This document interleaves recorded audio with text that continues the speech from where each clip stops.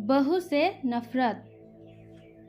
Mummy, मैं कह रहा हूँ ना, मैं सिया से ही शादी करूँगा, अन्यथा मैं जिंदगी भर कुंवारा रह जाऊँगा और यह मेरा अंतिम निर्णय है।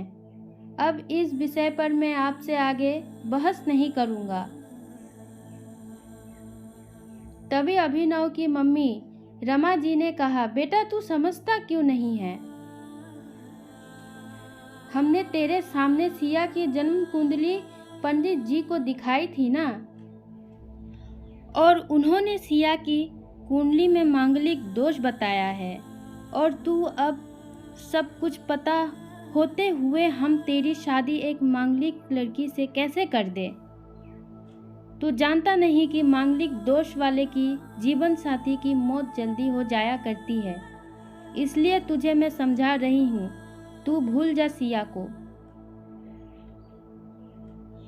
रमा जी ने अभिनव को बहुत समझाया, पर अभिनव का कहना था कि जब मैंने सिया से प्यार किया था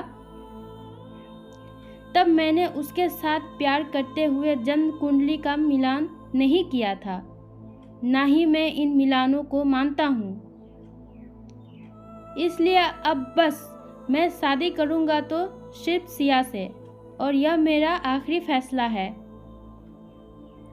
आखिर रमा जी को अपने बेटे की जिद के आगे झुकना पड़ा और पंडित जी के द्वारा बताए गए अनुसार सिया के मंगल दोष को दूर करने के लिए अभिनव के साथ शादी करने से पहले सिया की शादी एक पेड़ के साथ करवाई गई, और उसके बाद सिया ने अभिनव से शादी करी। सिया दुल्हन बनकर अभिनव के घर आई, पर रमा जी को सिया का मांगलिक होना अभी भी खटक रहा था, और रमा जी उसे दिल से नहीं अपना पा रही थी, और घर में कुछ भी परेशानी आती तो उसका दोष सिया को ही दिया जाता। लेकिन सिया पढ़ी लिखी संस्कारी लड़की थी, और वो अपनी सासू माँ से मिले इन बेवजह आरोपों को अपने दिल से नहीं लगाती थी, और ऐसे ही ससुराल में उसके दिन कट रहे थे। एक दिन अभिनव ऑफिस से जल्दी घर आ जाता है।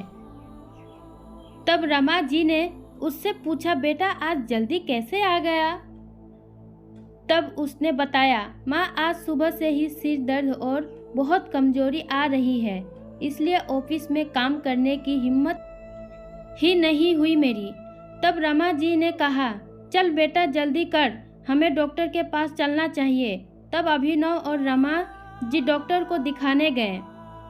डॉक्टर को दिखाने के बाद मालूम पड़ा कि अभिनव को पीलिया हो गया है, और दोनों जैसे ही घर लौटे रमा जी ने घर को सिर पर उठा लिया और कहने लगी, जब से यह लड़की हमारे घर में आई है तब से हमारे घर में परेशानी और बीमारियां भी साथ में लेकर आई है। इसके कदम ही अशुभ है। अब देखो इसका मांगलिक दोष हमारे बेटे पर भी असर करने लग गया है। कल को अगर मेरी बेटी को कुछ हो गया तो कौन जिम्मेदार होगा? तभी सिया ने कहा, मम्मी जी प्लीज, और कितना नीचा दिखाएगी मुझे। आज तक मैं चुप रही क्योंकि पापा ने यही सिखाया था कि बड़ों के आगे कोई जवाब मत देना, पर आज तो आपने हद ही कर दी है। अगर मैं आज नहीं बोली तो जिंदगी भर खुद को माफ नहीं कर पाऊंगी। मम्मी जी, अगर आप पंडित जी पर भरोसा नहीं करती थी तो उनके कहे अनुसार आपने सारी मांगलिक दोष निवारण की विधि क्यों करवाई? क्यों पहले आपने मेरी पैर से शादी करवाई? दोष मेरा मांगलिक होना नहीं है, बल्कि दोष तो मेरा आपकी बहू होना है, क्योंकि घर में जाने अनजाने में कुछ भी परेशानी आती है उसको आप मुझसे जोड़ देती हैं।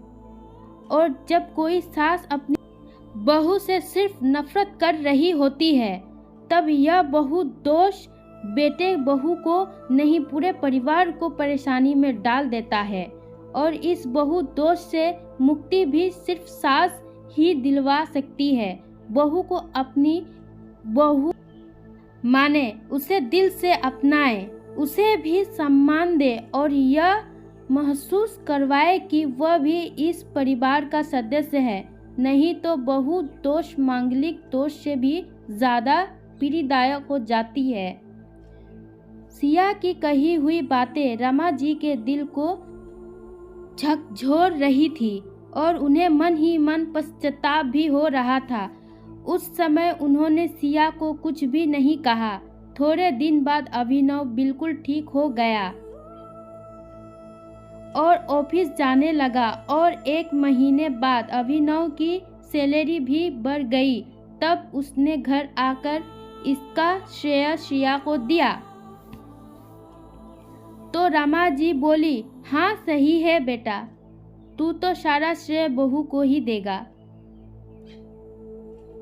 तेरी माँ का आशीर्वाद भी तो तेरे प्रगति के पीछे रहता है, तेरे साथ। तू तो मुझे श्रेय देना भूल ही गया। तब अभिनव ने कहा, माँ, इस बार सिया का मांगलिक दोष मुझ पर और ना ही मेरे तरक्की पर नहीं लगा। और माँ, जब हम बुरी परेशानियों का श्रेय सिया को देते हैं तो अच्छे कामों का श्रेय भी तो सिया को ही देना चाहिए। तो इसलिए आज का सारा सिया को जाता है, अभिनव ने हंसते हुए कहा। तब सिया बोली, अभिनव, क्या तुम भी मुझे ऐसा समझते हो? तब अभिनव ने कहा, नहीं सिया, बिल्कुल नहीं, बल्कि मैं तो माँ को यह समझाना चाह रहा हूँ कि सुख दुख हमारे जीवन का हिस्सा है और कभी जीवन में खुशियाँ आती है तो कभी गम भी आते हैं। इसके लिए हमें परिवार के सदस्य या अपनी बहू को दोष देना उचित नहीं है। तभी रमा जी बोली, बेटा सही कह रहा है तू, और तेरी तरक्की ही